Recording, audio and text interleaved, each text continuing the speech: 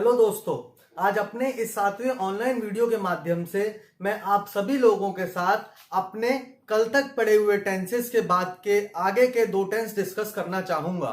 जैसा कि आप सभी लोग जानते हैं, कल तक हमने प्रेजेंट इंडेफिनिट टेंस के सेंटेंसेस की रिवीजन करी थी, उसके रूल के बारे में जाना था, उसकी हिंदी की टैगलाइन के बारे में जाना था। तो दोस्तों, जैसा कि हमने प्रेजेंट इंडेफिनिट टेंस में पढ़ा था कि कैसे हमें हिंदी का एक सेंटेंस अपने एक टेंस के साथ एसोसिएट करना होता है और उसी सेंटेंस को आगे लेकर के चार और तरह के सेंटेंसेस हमें बनाने होते हैं, जिनकी ट्रांसलेशन हमें उस टेंस के लर्न किए गए रूल के द्वारा करनी होती है। जैसा कि हमने कल तक देखा था दोस्तों कि हमने कल एक सेंटेंस लिया था एग्जाम्पल के तौर पर, जो कि था राम क्रिकेट खेलता है। मैंने आपसे पहले भी कहा था, जिस सेंटेंस के एंड में ता है, ते है, ती है, इस तरह की एंडिंग होगी, वो सेंटेंस हमारा प्रेजेंट इंडेफिनिट टेंस का एक पार्ट होगा। तो जैसा कि दोस्तों हमने कल पढ़ा था, कल हमने इस तरह के सेंटेंसेस को ट्रांसलेट करना भी सीखा था। आज उसी टॉपिक को आगे बढ़ाते हुए हम बाकी के बचे दो इंडेफिनिट टेंस के बारे में पढ़ते हैं दोस्तों। जैसा कि आप ऊपर लिखा हुआ टेंस देख सकते हैं, जैसा कि मैंने लिखा है पास्ट इंडेफिनिट टेंस, उसके बाद मैंने दूसरा लिखा है फ्यूचर इंडेफिनिट टेंस। मैंने आपसे पहले भी कहा था दोस्तों, वैसे तो गिनती में हमारे 3 टेंस हैं, बट जब हम आगे चलकर फर्दर इन टेंसेस के बारे में और पढ़ते हैं तो हमें यह पता चल जाता है कि इन 3 टेंसेस के बाद में 4-4 पार्ट और बन जाते हैं, जिससे इनकी टोटल संख्या 12 हो जाती है। जैसा कि आप सभी देख सकते हैं दोस्तों कि यहां पर हमने सबसे पहले बात करी थी कि हम अपने indefinite tense, continuous tense, perfect tense और परफेक्ट कंटिन्यूअस टेंस के बारे में पढ़ेंगे। हमने ये भी डिसाइड करा था दोस्तों कि सबसे पहले हम इंडेफिनिट टेंस खत्म करेंगे, उसके बाद हम बाकी बचे हुए कंटिन्यूअस परफेक्ट और परफेक्ट कंटिन्यूअस टेंस की तरफ बढ़ेंगे। कल हमने प्रेजेंट इंडेफिनिट टेंस खत्म कर लिया था दोस्तों। आज हम बाकी के 2 टेंस और देखेंगे, जिससे हमारा इंडेफिनिट टेंस वाला पोर्शन खत्म हो जाएगा। कल हमने टेंस के सेंटेंसेस की रिवीजन भी करी थी। मुझे व्हाट्सएप पर आपके काफी रिस्पॉन्सेस भी प्राप्त हुए, काफी लोगों ने अपनी कॉपी में इन सेंटेंसेस की प्रैक्टिस करी और वो व्हाट्सएप के माध्यम से मेरे पास पहुंचाए भी, जिससे मेरे लिए ये जानना आसान हो गया कि आपसे कहां पर कितनी गलती हो रही है या कहां पर कितने इंप्रूवमेंट की गुंजाइश है।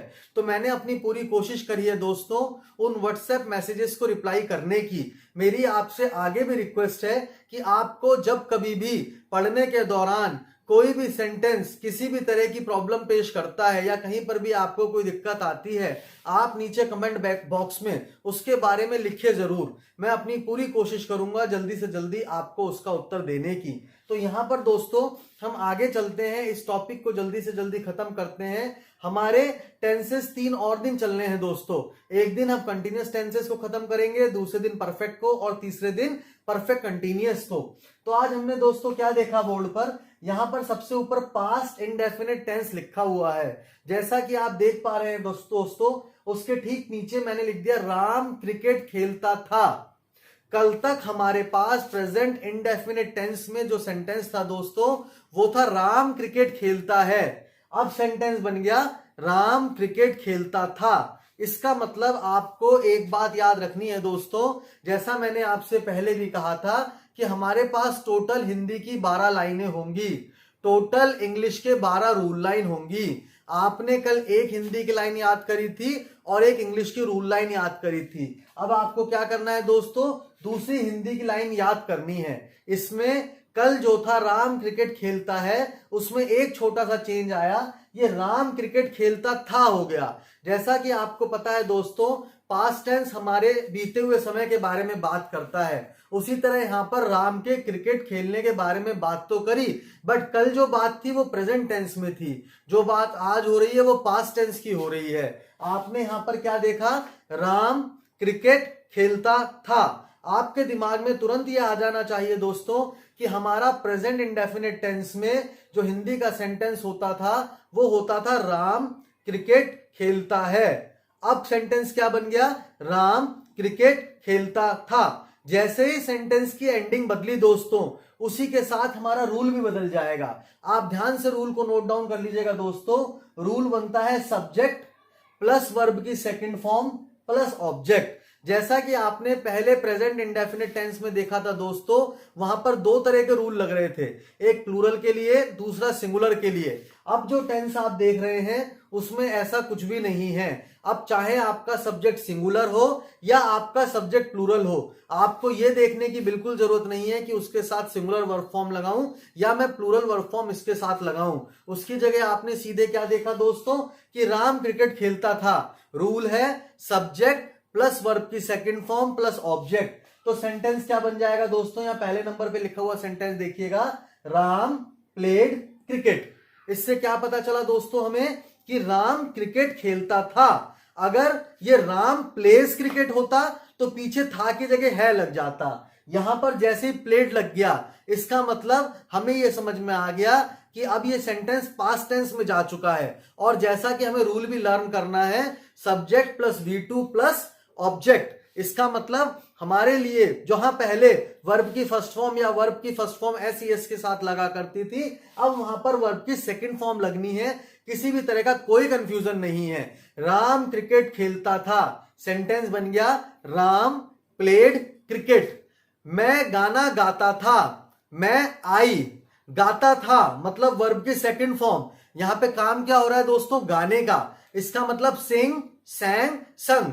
तो आई सैंग अ सॉन्ग। मैं कार चलाता था, मैं मतलब आई, चलाने की second form drive, drove, driven.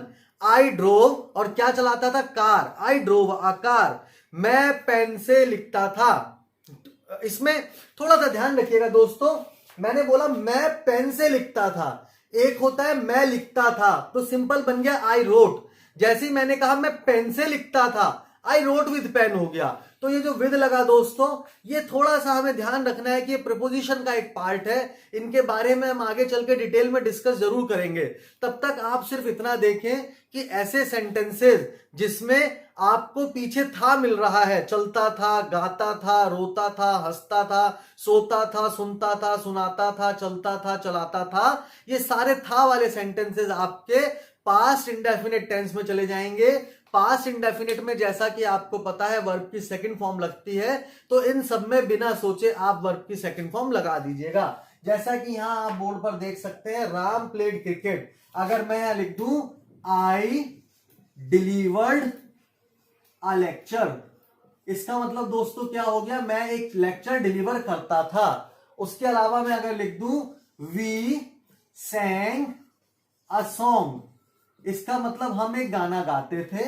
उसके बाद हो जाए वह पिकनिक जाते थे, दे, वह का हो गया they, second form went for a picnic. तो दोस्तों इन सारे ही सेंटेंसेस में आप देख रहे हैं कि हर जगह पर वर्ब की सेकंड फॉर्म का इस्तेमाल हुआ है। अब ये तो हुआ आई डिलीवर्ड ए लेक्चर, मैं एक लेक्चर डिलीवर करता था। अगर इसकी जगह हो जाए मैं एक लेक्चर डिलीवर करता हूं, तो जैसे ही करता हूं हुआ, आपका डिलीवर्ड जो है सिर्फ इसमें चेंज आके ये डिलीवर हो जाएगा।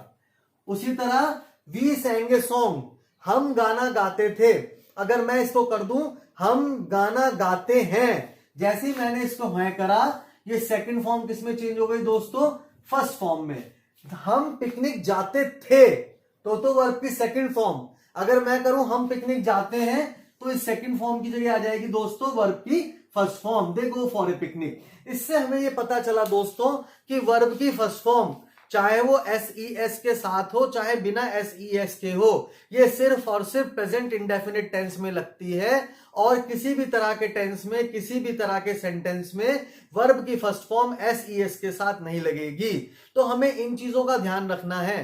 कल मुझसे कमेंट बॉक्स में एक व्यूअर के द्वारा यह भी पूछा गया था कि क्या सर टेंसेस के रूल में एक्सेप्शन होते हैं। इसका मतलब यह होता है दोस्तों कि क्या कभी ऐसा भी होता है कि जो रूल हम लर्न कर रहे हैं वो रूल में कुछ चेंज हो जाए या उन्हें किसी बदले हुए रूप में हम देखें। तो मैं आपकी जानकारी के लिए बता दूं दोस्तों, ऐसा कभी नहीं होता है। जो 12 रूल, जो 12 लाइनें हम लर्न कर रहे हैं, ये हमेशा 12 ऐसी के ऐसी रहेंगी और इनका एक्सेप्शन आपको कभी भी कहीं पर भी नहीं मिलेगा। मैं टेंसेस पढ़ाने के दौरान बीच में आपसे कुछ ऐसी चीजें भी डिस्कस करूंगा दोस्तों, जिनसे आपको ये पता चलेगा कि ये 12 टेंसेस की जो 12 सेंटेंसेस हैं, 12 लाइंस हैं, इनका कभी भी आपस में कोलिजन नहीं हो सकता, ये कभी भी इनका एक्सेप्शन नहीं हो सकता।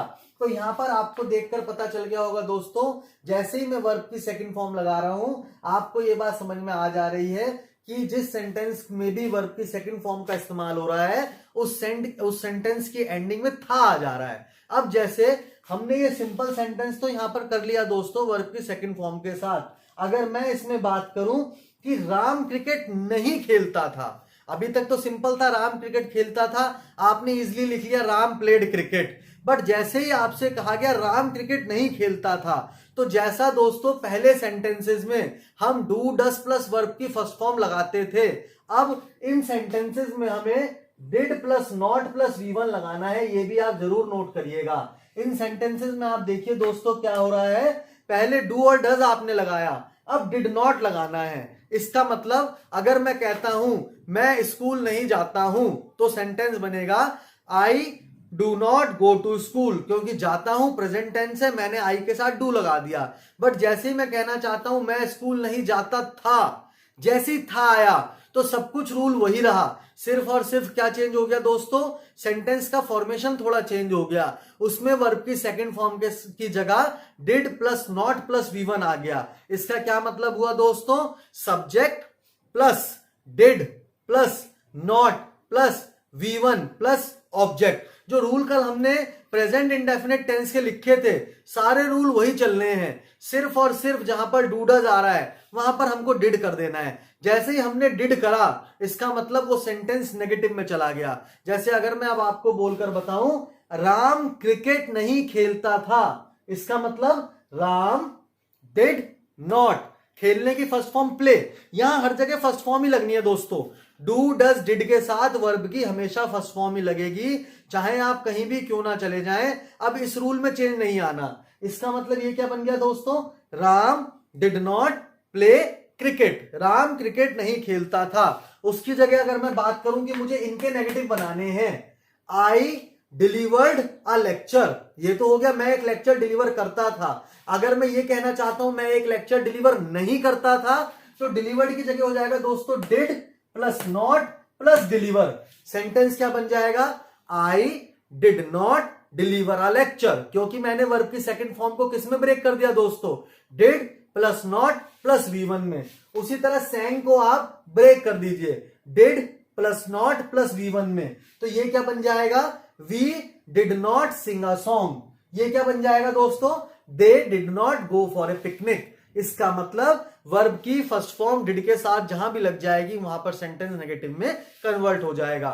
मुझे पूरी उम्मीद है दोस्तों आपको इस वीडियो के माध्यम से ये छोटी छोटी चीजें बहुत छोटे छोटे अंतराल में मेरे द्वारा बताई जा रही हैं। अगर आप इसको अच्छे से याद कर लेते हैं दोस्तों, अभी देखिए काम बहुत ज्यादा नहीं है, थोड़ा थोड़ा काम अगर हम डेली करें, अगर हम एक कॉपी बना लें दोस्तों, उस कॉपी में इनको पेज वाइज लिख लें, तो इसका सबसे बड़ा फायदा ये होगा दोस्तों हमारे पास एक ऐसे नोट्स रेडी हो जाएंगे जिनकी मदद से हम कभी किसी दूसरे को भी मदद पहुंचा पाएंगे।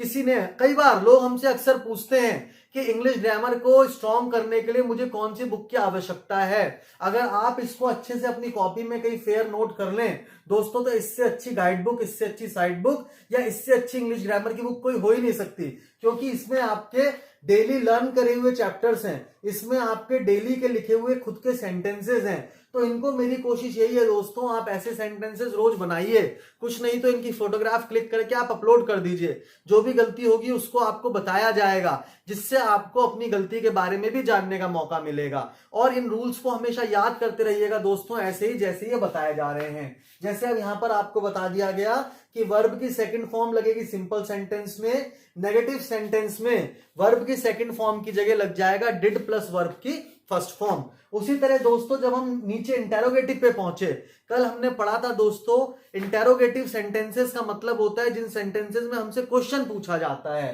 तो यहां हमसे पूछा गया क्या राम क्रिकेट खेलता था, अब इसमें क्वेश्चन मार्क है, क्या राम क्रिकेट खेलता था, तो क्या राम, क्या आगे, इसका मतलब डिड आगे, बाकी सब पीछे। डिड राम प्ले क्रिकेट, ये हमने कल भी करा था, do oblique does plus subject plus verb की फर्स्ट फॉर्म प्लस ऑब्जेक्ट, वही हमें यहां करना है दोस्तों। इसका मतलब क्या हो गया, डिड राम प्ले क्रिकेट। अगर इसको इंटेरो नेगेटिव बनाना है, आपको इसमें नेगेटिव नॉट भी ऐड करना है, तो या तो आप डिड के बाद कर दीजिए या राम के बाद कर दीजिए, दोनों एक ही बात हो जाएगी। तो ये बन जाएगा, क्या राम क्रिकेट नहीं खेलता था। दोस्तों अगर इन 4 तरह के सेंटेंसेस को ट्रांसलेट करना आपको आ गया, तो आगे चल करके जब आपको ट्रांसलेशन के लिए पैराग्राफ्स मिलेंगे, सेंटेंसेस मिलेंगे, तो आपको उन्हें करने में कभी भी कोई भी दिक्कत नहीं आएगी। जब मैं स्कूल्स में भी बच्चों को ये चीजें पढ़ाता हूं, तो मैं उनको ट्रांसलेशन के लिए कुछ पैराग्राफ्स, कुछ सेंटेंसेस जरूर देता हूं, जिससे कि वो अपने बारे में जान सकें। उनको ये भी परमिशन दी जाती है कि आप पीछे से देखकर भी लिख सकते हैं अगर आपको कोई चीज याद नहीं आ रही है। तो इससे जो उनको एक पीछे देखने का लालच होता है वो भी दूर हो जाता है। वो अपना पूरा जोर लगा देते हैं टेंसेस की मदद से इन सेंटेंसेस को या पैराग्राफ्स को ट्रांसलेट करने में। तो दोस्तों अब तक आप देख पा रहे होंगे हम दो तरह के टेंसेस बहुत अच्छे तरह से पढ़ लिए हैं। पहला प्रेजेंट इंडेफिनिट टेंस, दूसरा पास्ट इंडेफिनिट टेंस।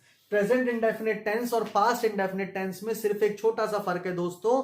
वहां पर वर्ब की फर्स्ट फॉर्म एस या बिना एस के लगा करती थी, यहां पर वो वर्ब की फर्स्ट फॉर्म को हमने चेंज करके वर्ब की सेकंड फॉर्म कर दिया। वहां पर हम ये देखते थे कि सेंटेंस में जो सब्जेक्ट यूज हुआ है वो सिंगुलर है या प्लूरल है। यहां पर हमने क्या करा दोस्तों, ये चक्कर ही नहीं है। हमें पता है कि जैसे ही पीछे था आया, हमें सबके साथ एक ही वर्ब की सेकंड फॉर्म का यूज करना है। उसी तरह वहां पर हमें देखना पड़ता था, अगर सब्जेक्ट सिंगुलर है तो डज, अगर सब्जेक्ट प्लूरल है तो डू का यूज हम करते थे। यहां पे वो भी नहीं देखना दोस्तों। यहां आपने क्या करा, आपने देखा कि जैसे ही नेगेटिव या इंटेरोगेटिव आया, आपने बिना सोचे बिना देखे did plus not plus V1 लगा दिया या खाली डिड प्लस वी1 लगा दिया, जिससे आपके नीचे के 2 सेंटेंसेस बन गए। अब हम रिवीजन के लिए क्या करते हैं दोस्तों, इन सेंटेंसेस को एक बार अपने तरीके से 4 पार्ट में डिवाइड कर लेते हैं। सिंपल में, नेगेटिव में, इंटेरोगेटिव में, इंटेरोनेगेटिव में। कैसे दोस्तों, आई delivered a lecture.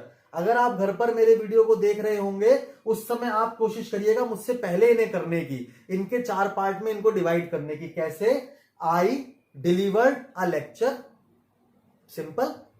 I did not deliver a lecture, negative. Did I deliver a lecture, interrogative. Did I not deliver a lecture, interronegative. दूसरा देखिए दोस्तों, we sang a song, we did not sing a song, did we sing a song, did we not sing a song। उसी तरह last वाला देखिए दोस्तों, they went for a picnic, they did not go for a picnic, did they go for a picnic, did they not go for a picnic. Everything is on tips दोस्तों। बहुत जल्दी ही हम अपने लेक्चर्स में spoken English को भी include करेंगे दोस्तों।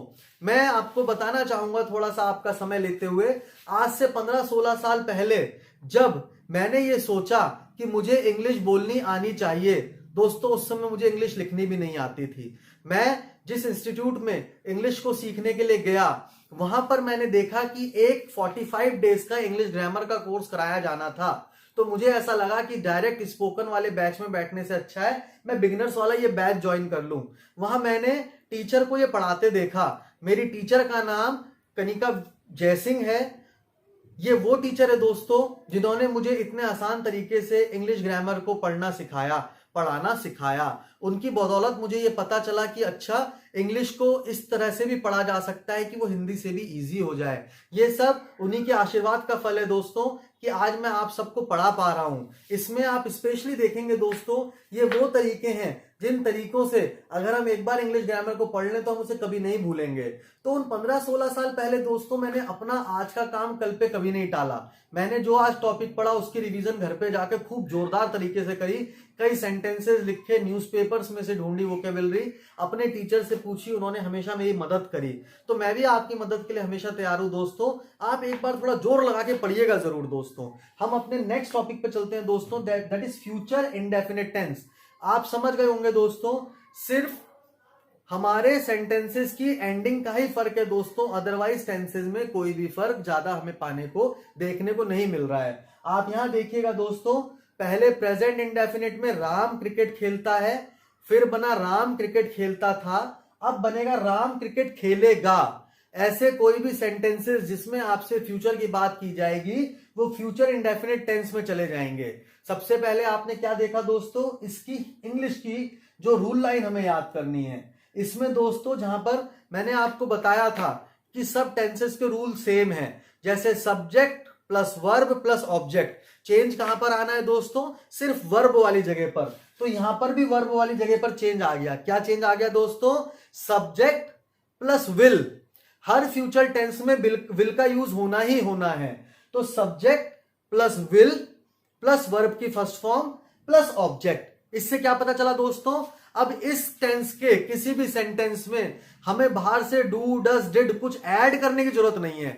हमने देखा राम क्रिकेट खेलेगा, सब्जेक्ट की जगह राम लिखा, विल को हर सेंटेंस में लिखना है, फिर वर्ब की फर्स्ट फॉर्म लिखी, फिर ऑब्जेक्ट लिखा। इस तरह से राम क्रिकेट खेलेगा की इंग्लिश क्या बन गई दोस्तों?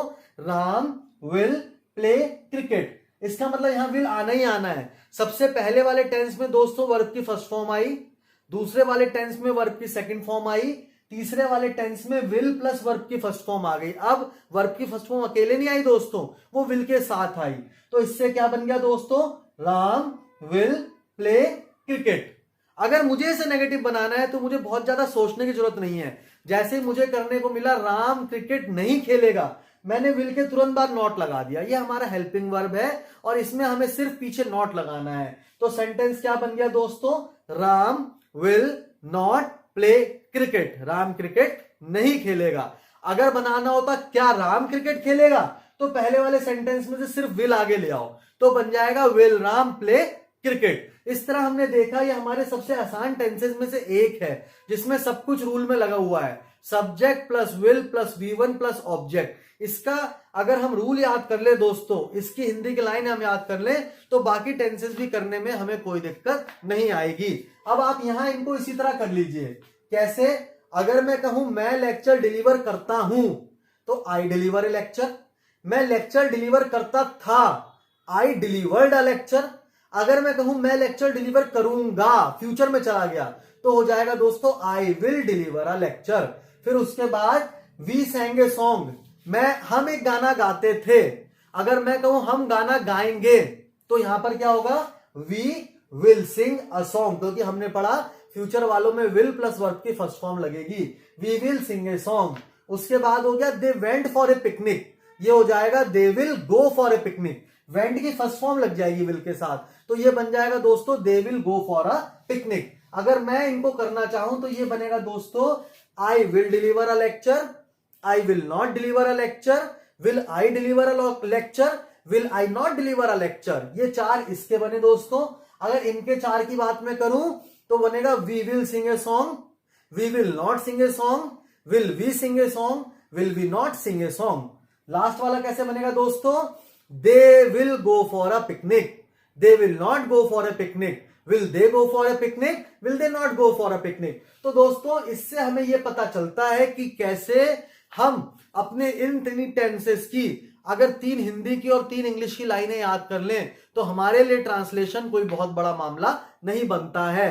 आज की क्लास में दोस्तों हमने इन 2 टेंसेस के बारे में पढ़ा जिससे हमारा इंडेफिनिट टेंस कवर होता है, प्रेजेंट भी, पास्ट भी और फ्यूचर भी। आज के लिए दोस्तों हमारा इतना ही पढ़ना काफी है, क्योंकि हमें रिवीजन भी करना है, हमें अपनी कॉपी में लिखना भी है।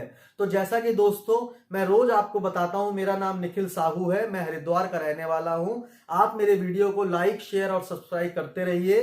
कहीं भी आपको किसी तरह की कोई परेशानी महसूस होती है तो वो भी मुझे बताइए। आपके लाइक, शेयर और सब्सक्राइब करने से मुझे मेरी मेहनत का फल मिलता महसूस होता है और ये भी लगता है कि आप मेरी क्लासेस में बहुत अच्छे से इंटरेस्ट ले रहे हैं। तो आज के लिए धन्यवाद दोस्तों, थैंक यू, गुड नाइट।